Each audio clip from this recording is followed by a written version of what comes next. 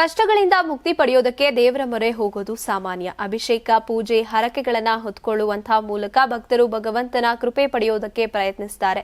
ಈ ಹರಕೆಗಳಲ್ಲಿ ಮುಡಿ ಅರ್ಪಣೆ ಒಂದು ಪ್ರಮುಖ ಪದ್ಧತಿ.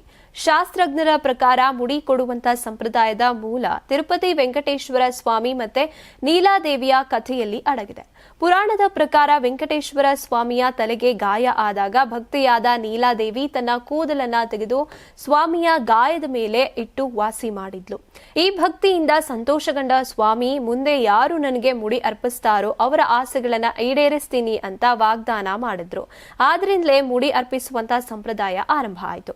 ಇಂದಿಗೂ ಕೂಡ ತಿರುಪತಿಯಲ್ಲಿ ಸ್ವಾಮಿ ಹಿಂದೆ ಇರುವಂತಹ ಕೂದಲು ನೀಲಾದೇವಿಯದೇ ಅನ್ನುವಂಥ ನಂಬಿಕೆ ಇದೆ.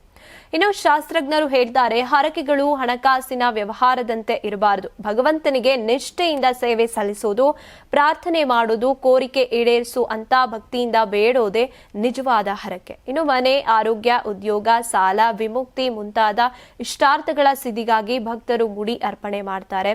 ಕೆಲವರು ಜನ್ಮ ಮುಡಿ ಅಥವಾ ಮಗು ಹುಟ್ಟಿದ ತಕ್ಷಣ ಕೂದಲನ್ನ ಅರ್ಪಿಸುವಂತ ಪದ್ಧತಿಯನ್ನು ಕೂಡ ಪಾಲಿಸ್ತಾರೆ. ಮುಡಿ ಅರ್ಪಣೆಯಿಂದ ಮಾನಸಿಕ ಶಾಂತಿ ದೊರೆಯುತ್ತೆ, ದೋಷ ನಿವಾರಣೆ ಆಗುತ್ತೆ ಅಂತ ಶಾಸ್ತ್ರಗಳಲ್ಲಿ ಹೇಳಲಾಗಿದೆ.